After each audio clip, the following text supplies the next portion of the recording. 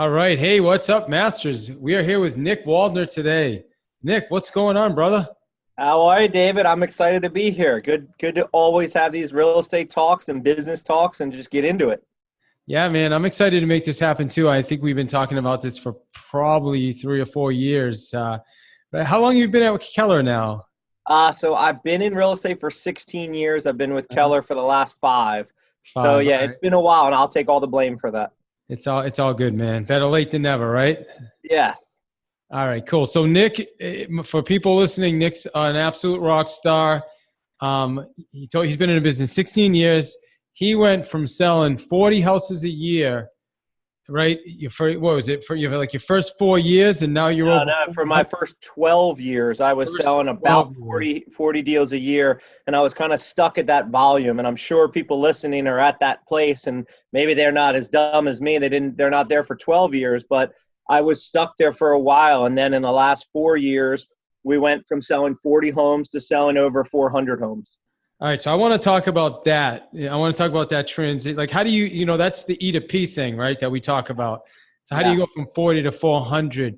A little bit more about you, man. Let me butcher your bio a little bit. You already shared how you went from 40 to 400.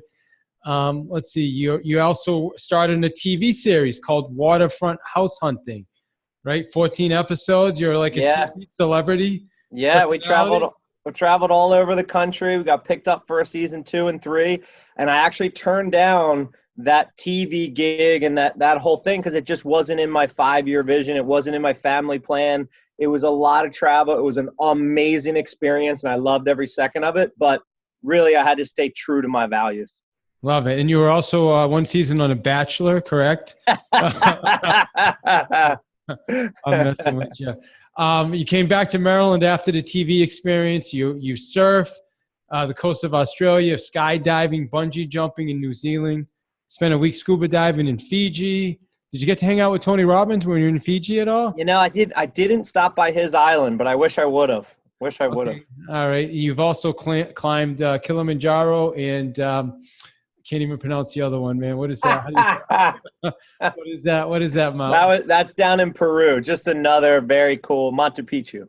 All right, good stuff. Well, you've done a lot, my friend, and I just want to again thank you for joining us today. Let's have some fun today, and that's it, man. Just be yourself, because that's Love it.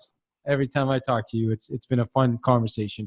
That said, I want to before we even get into this, we want to talk today about SOI, sphere of influence, how you grew your business. But first, like, how do you go from 12 years at 40? How do you get to 400? Like, what does that look like? What's that going to take? So I think when I first got into the business, I was working for a general brokerage company that really believed in you run your own business and we stay out of the way. And I thought that was amazing. I thought having a company that didn't bother me and let me run it the way I want to run it was exactly what I needed. And the truth was they also, yes, they didn't bother me, but they also didn't teach me anything. They didn't help me grow. There was no really education. I'm a very, very learning-based person. So for me, I'm also an extremely competitive person. So I wanted to be the best in the office. And when I started in real estate, I said, well, who's the best? Oh, Ruth is. She's 103 years old. She's been selling real estate since there were dinosaurs. I said, okay, Ruth, what do I need to do to be successful? And she said, this is easy. You show up every day. You're in the office by 8 a.m. You're working till, 12 or 1. You have appointments in the afternoons and every evening. On the weekends, you should have 3 or 4 buyers on Saturday. You should have 1 or 2 open houses on Sunday. You should be always available to your clients 24 hours a day. And then Monday, you start it all over again.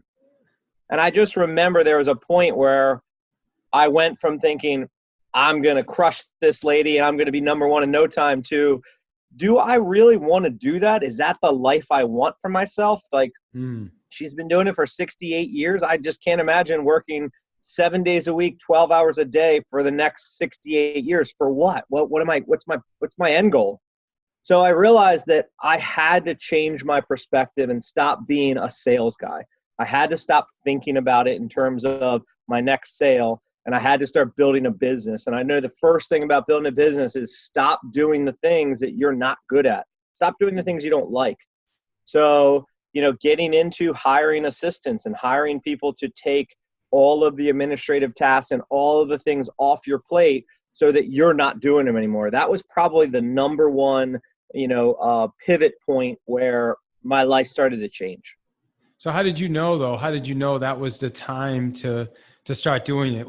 Did something happen? Was it just you were not enjoying real estate anymore? Like, I just couldn't get past that hump, and my income, depending on how many houses I sold, and I was making good money for my age at the time, and I felt fine, financially, but I'm a type of person did last year. Like, I want to compete with myself and I always want to win.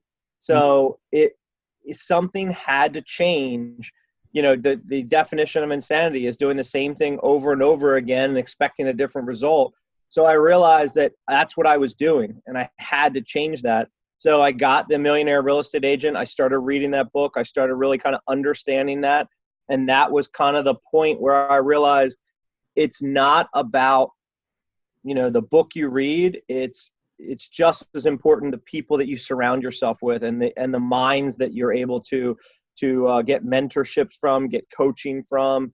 And I really just became a lifelong learner and started to look for every mentor, every successful agent out there. I was reaching out and finding out, how did you do it? How did you do it? How did you do it? How did you do it? And I just am very clear. I'm not the smartest man in the room. I don't need to be. I just need to understand how you're doing it, and then I need to copy it. I just need to rip it off and steal it. Yeah. And I was very open about that, and my entire business is built off of what I've learned from other top agents. So that's my simple piece of advice is, if you're not getting what you want, go find the person who is and then follow their lead. Now, in my story, Ruth was the person who had what I want, which is number one in her company. But when I learned her story, I didn't want that life. So then I had to get outside of my own state and start talking to people in different states all over the country and understanding how they did it to find the model and the success at the end that I wanted. Yeah, I love that. It's great for a metaphor for people listening too. I mean, I remember I met you at the Gary Keller Mastermind 5 years ago, and yep. I was invited to be in his mastermind in 2011. And I was doing 22 million. In my city, I was like number one, number two. I was always with this other lady, Lee Joseph. It was always either me or her.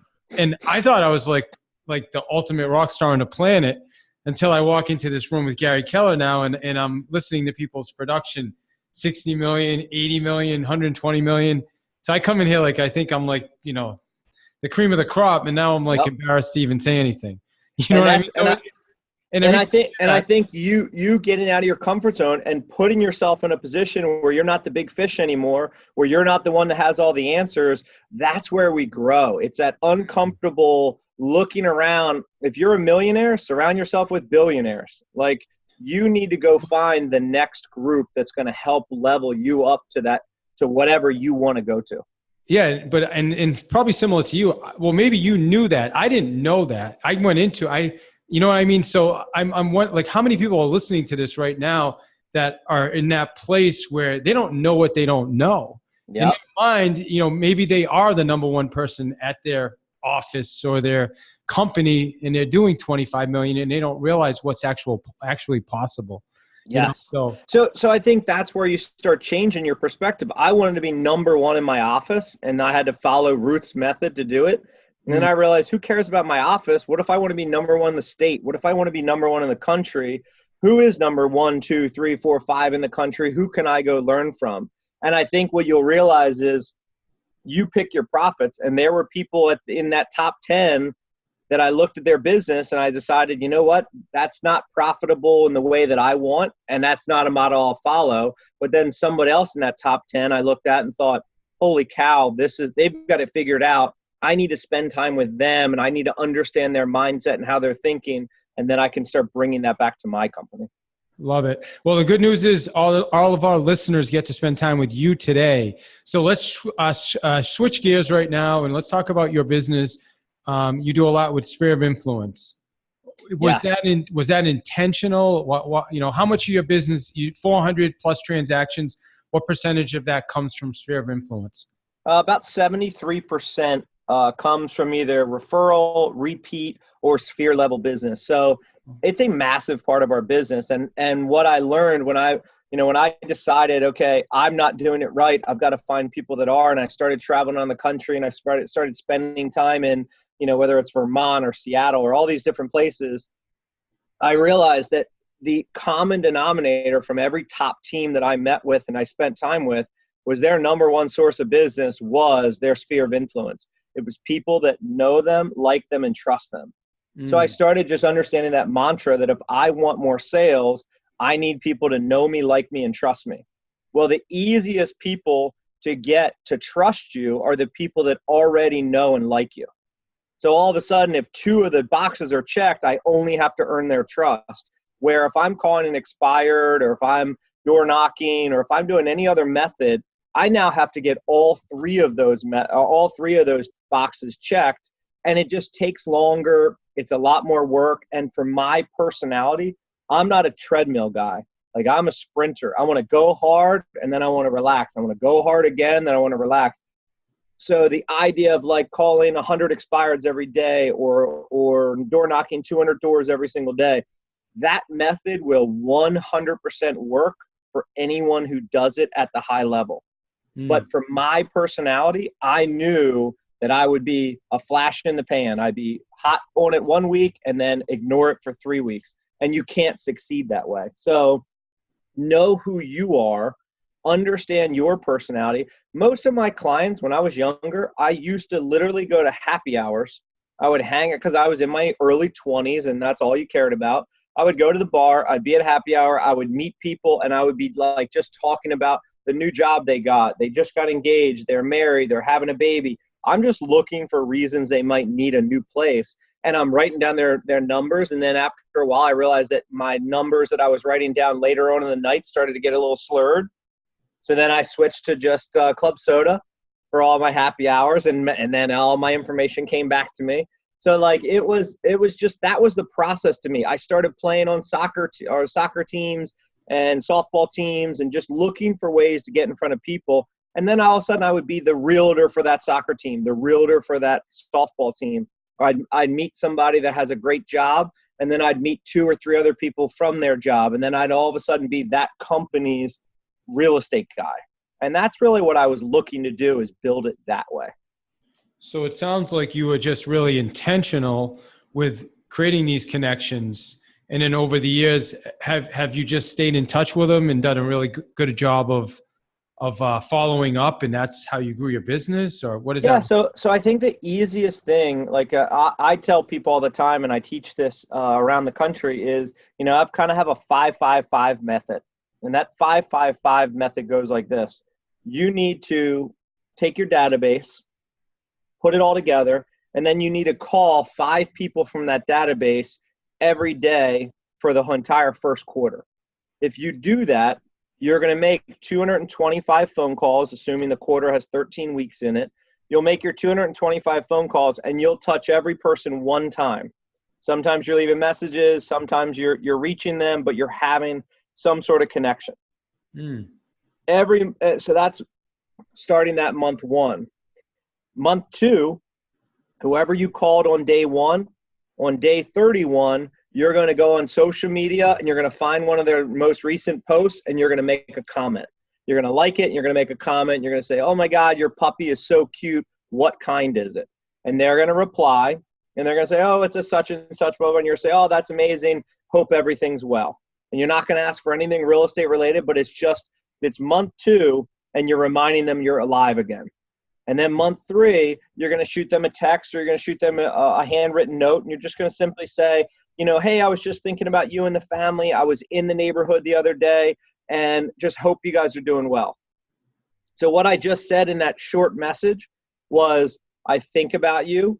I care about you. You're still important to me. I'm still in real estate. I know your neighborhood. I have buyers. If you think of any neighbors looking to sell, or if you think any friends or family that's looking to move to the area, I'm still active in my business. Reach out to me. So at the end of 90 days, I've now touched every single person in my database 3 times. 1 phone call, one social media touch, and one handwritten note or text. And then I repeat that 4 times. And it's literally that simple. If you would take your database and call them once a quarter, get on their social media once a quarter, and send them either a text or a handwritten note once a quarter, you will dramatically change your business in 2020.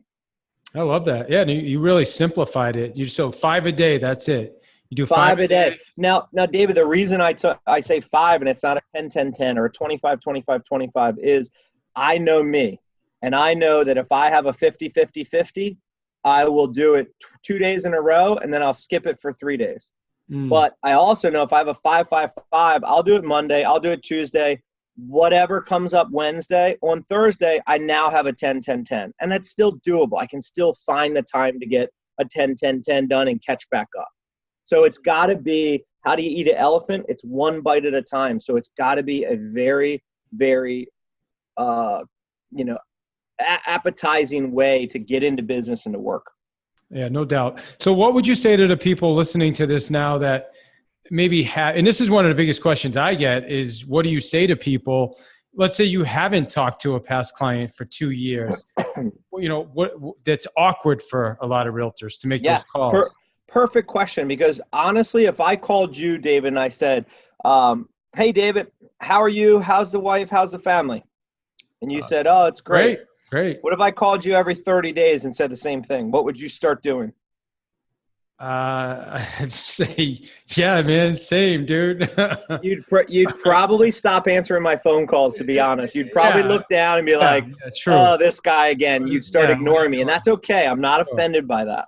Yeah, no doubt. Because that's the truth. If you don't have anything of value, then what are you actually calling for? So some of the things that we've done, one, we have a client appreciation party every single quarter. Now, I was on a panel at Family Reunion, and the woman next to me said, we had our client appreciation party at the San Diego Zoo. We rented out the entire zoo. It cost $120,000, and the entire audience gasped. Oh, my God. That's not what you need to do. And I dug a little deeper and found out that $120,000, she didn't get anywhere near the number of referrals just to make up for it. It was a complete loss money-wise.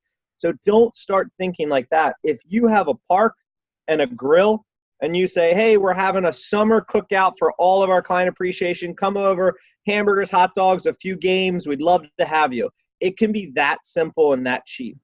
We had a ice cream creamery. So it's a farm with the cows and all that stuff, and they milk the cows right there, and then they produce ice cream right on site. It was $3 a person, and then we brought in a bouncy house and a live band, and we invited all of our clients. So now my phone call once a quarter is, hey, David, how's the wife? How's the family? Listen, I just want to invite you. This week or this month, we're having the pumpkin patch event. Come bring your family. We've got a corn maze. We've got this. You come, just enjoy. It's just my way of saying thank you for being part of the family. By the way, if you know anybody who's thinking about buying, selling, investing, make the introduction to me, and I'll make sure they get an invite and they can come to the party as well. That's it. And now every quarter I have a reason to call them. Yeah. Much better. Yeah. Without question. So couple of things that I'm going to put out there, because this is what your listeners are going to start thinking. One, well, I don't have enough money. We already talked about that. You don't need to spend a lot of money. You don't add alcohol to any party because alcohol adds cost. You keep it very simple, and then you grow as you need to. Number two is you're going to start to worry about, well, what if nobody shows up? And then on the other side of that, what if too many people show up? Here's what I can tell you. Too many people will never be your problem. Because if I said, David, I got baseball tickets tonight. Do you want to go to the game? Could you honestly go tonight? Not tonight, no. Yeah, because you have other things, family, you have a plan, you have something in your schedule that you can't move. But how do you feel that I called and invited you to the game? Yeah, it feels good. Yeah, it feels pretty good that I invited. Now, the truth be told, I've had these tickets for about a month and a half. I've asked 60 other people that live around you. Everyone keeps telling me, no, you're so low on my list that I'm asking you last minute. Did that ever occur to you? Man. Thanks for that. Yeah, but did that ever occur to you? And the answer is going to be no. I know. I never thought that way, because that's not how we think. Yeah. Just the fact that we got invited makes us feel special, makes us feel valued. And that's what you're trying to do with the invitation. So don't be surprised when 75, 85% of people can't make it because my kids have soccer that Saturday. We're going to be out of town. We're going to be on vacation. My wife's working, whatever the reason, that's life. But they feel value that you reminded them and you called them and you invited them. That's everything. So what you're saying is call with a reason, have a purpose for the call, right? Not just to say hi and ask if they know that's selling. Yeah. So let's say that you're like, all right, Nick, I'm just not ready to start having client appreciation parties yet. Give me another thing. Okay, great. Here's what I want you to do. It's springtime. I want you to call and I want you to say, hey, I was just thinking about you today. One of my clients just had a deck built. And I was thinking, I know you had mentioned you were thinking about doing maybe some outdoor landscaping or building a deck. I've got 2 great contractors. If you have any interest, I'd be happy to send their information along so you at least could get a quote. And you say to me, no, Nick, we decided we're not going to do a deck. And I say, okay, no problem. Well, if you ever need anything, I'm always here. Just want you to let you know I'm thinking about you guys. Take care. Or you say, yeah, actually, we were thinking about that. Great. Thanks for reminding me. Or I call in the wintertime and I say, hey, have you had your heating system serviced? I just want to call you. There's 2 companies they're going to send you a lot of mail. The one company, all their contractors are commission based on what they actually do to your system. So they end up charging a little bit more and doing a little bit more. Here's the 2 that I suggest that I know are really great. I don't know if you have somebody that you already trust, but I just want to call you and let you know, here's an introduction. And they either say, great, I'd love to call, or nah, I'm not interested. But either way, you're offering them something, and whether they take it or not doesn't matter. It's the fact that you've thought of them. It's the value. Yeah, absolutely. So think about the person, like I said, that you gave us some great tips. They haven't talked to their client in 3 years. Do they just start with, hey, you know what? I really want to apologize. I haven't been in touch for a while, or yeah, great question. Because so there's the awkwardness of we feel like, and here's why it's awkward. We've all been taught literally day after day after day, drilled in our head to stay in touch with our database. Yet 90% of the people listening to this call haven't. So now we feel like when we call that person and it's been 3 years or 5 years, we've done something wrong. Here's the inside track on that. We are the only ones that know that we did something wrong. Your client is not sitting there going, David was supposed to call me once a quarter for the last 3 years. I think I'm missing 12 phone calls from him. In fact, the reality is once they're in their house, they completely forget we exist. That's why 82% of people say they'll use their agent again and like 8% do because they forget about us, and that's okay. So if your insurance guy called you 3 years from now and said, hey, David, I was just thinking about you. I was in your neighborhood. I knew we hadn't talked in forever. How are you? You would probably be like, oh my God, how are you? I haven't talked to you. Yeah, things are great. And you wouldn't even think twice. So don't feel like you have to apologize. Don't feel like you have to, you did something wrong. Just pick up the phone and say, I just had this crazy thought. I was thinking about you. And I just remember this little tiny fact from when we worked together. How are you? Or I just happened to be driving past your neighborhood and thought, man, I haven't called him in forever. I've got to touch base. And then you're always going to have this conversation. Oh my God, it's been 4 years. God, it feels like it was just yesterday. We were in your car looking at houses. Yeah, I know. I got deja vu when I drove past your house. So I'm so glad we got to catch up. Listen, I'm going to start doing some client appreciation parties. I'd love to invite you from time to time. So just look for my call and I'll find ways for us to get together. It's been too long. I don't want to do it again. Okay, great. Talk to you soon. Awesome. Hey, that's a great advice, man. Thanks. Honestly, I'm surprised I hadn't heard that before. I mean, that's like so simple. Like they're not sitting around thinking, you know what? You're right. Nick has not called me quarterly. What a loser. How dare he not call me four times a year for the last 3 years? That's such a great point. So let me ask you this. What would you say? Well, I got a couple more questions for you. What would you say, first off, is the biggest mistake you see agents making when it comes? We may have already talked about it, but is there anything else when it comes to, building a database based on sphere of influence, or building a business, I should say, based on sphere of influence? Everything is going to come down to your consistency. What you do on a consistent basis will be the success or the death of your business. So when I say the 5-5-5 method, it really doesn't have to be that. It could be anything, but it has to be something you consistently do every single day.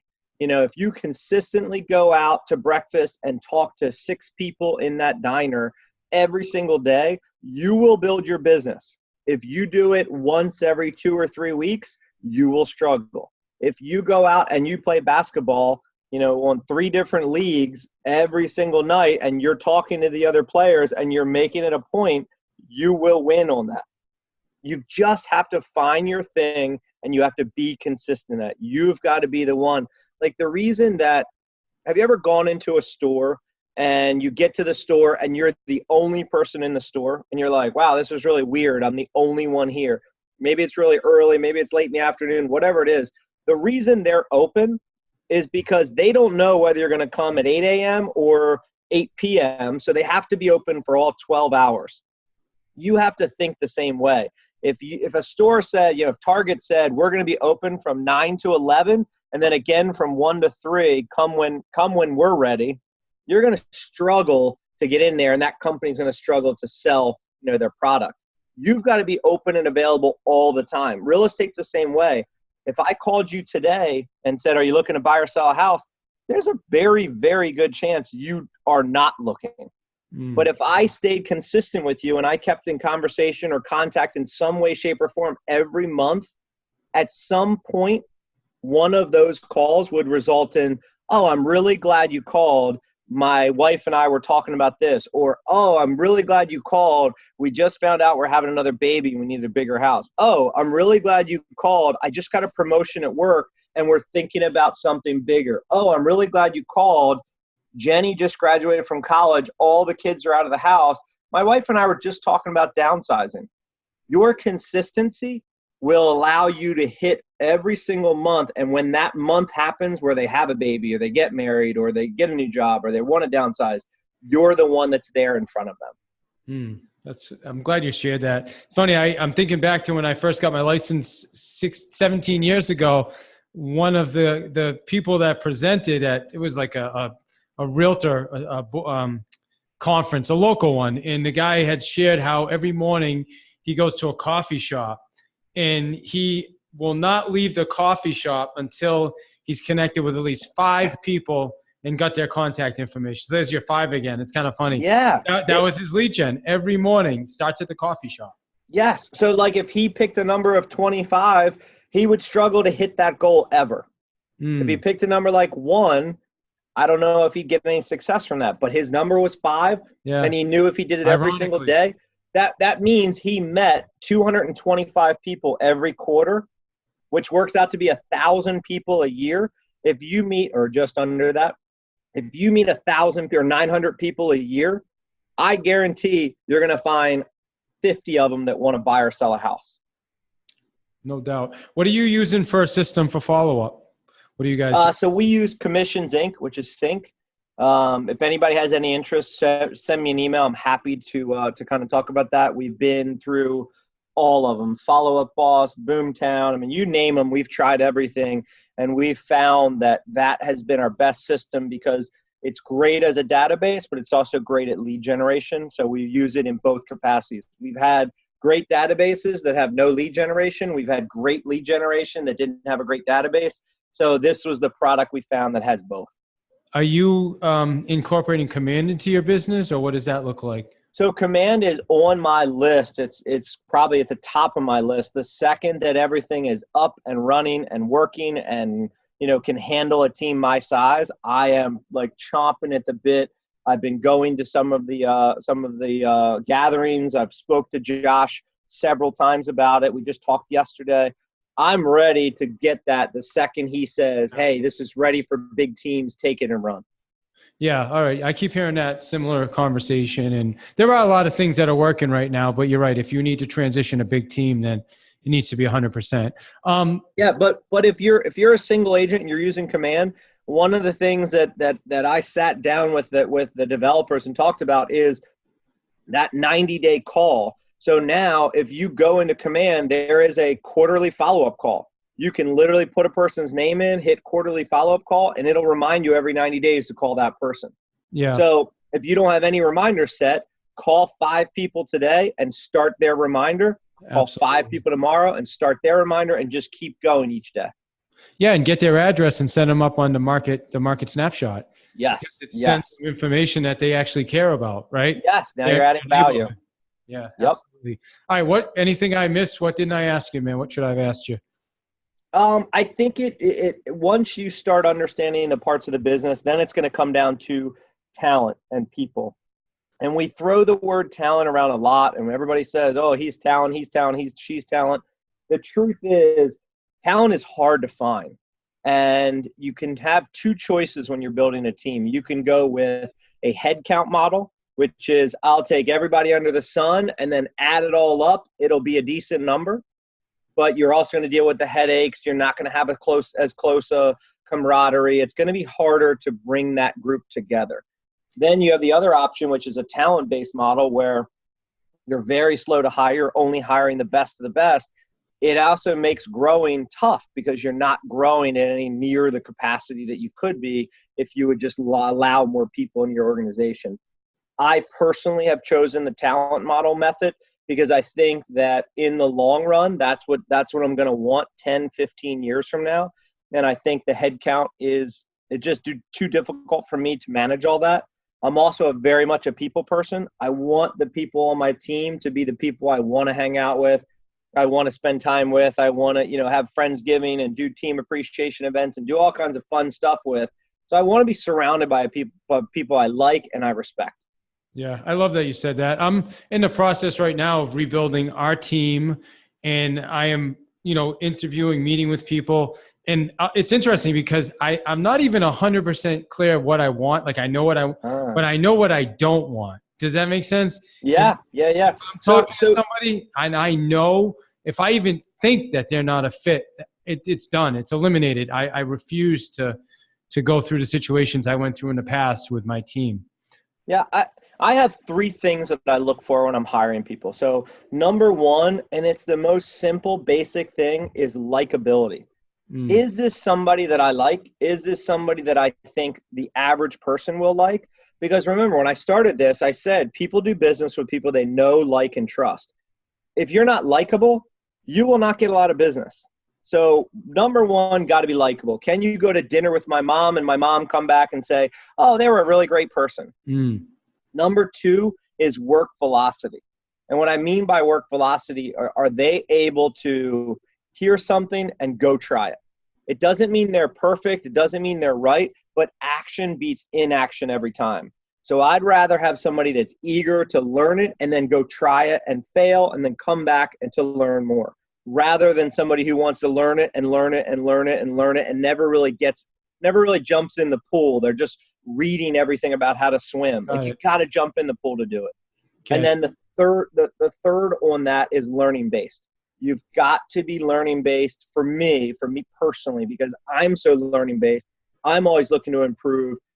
I know that when I have somebody who shares my similar traits of always wanting to learn, always wanting to grow, then I'm going to get along with them and they're going to fit into our system really, really well.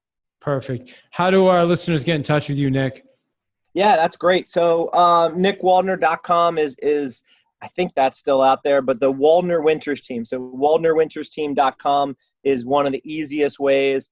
You can reach out to me on social media, Instagram, Facebook. It's all Nick Waldner. I'm very easy to get a hold of, and I say this all the time, that I'm open to have conversations. So many people reach their hand out and help me up the ladder as I was climbing to my success, and still do to this day. There's still so many people ahead of me that are helping me up the ladder that I never even questioned turning around and helping the person behind me to help pull them up. So if anybody needs anything, reach out. If you want to have discussions on our database and how it works, or just anything at all, I'm here for that. All right, my friend. Well, listen, I want to just say I appreciate you, appreciate your time, and just thanks for sharing this with us, man. Yeah, no problem. Great talk.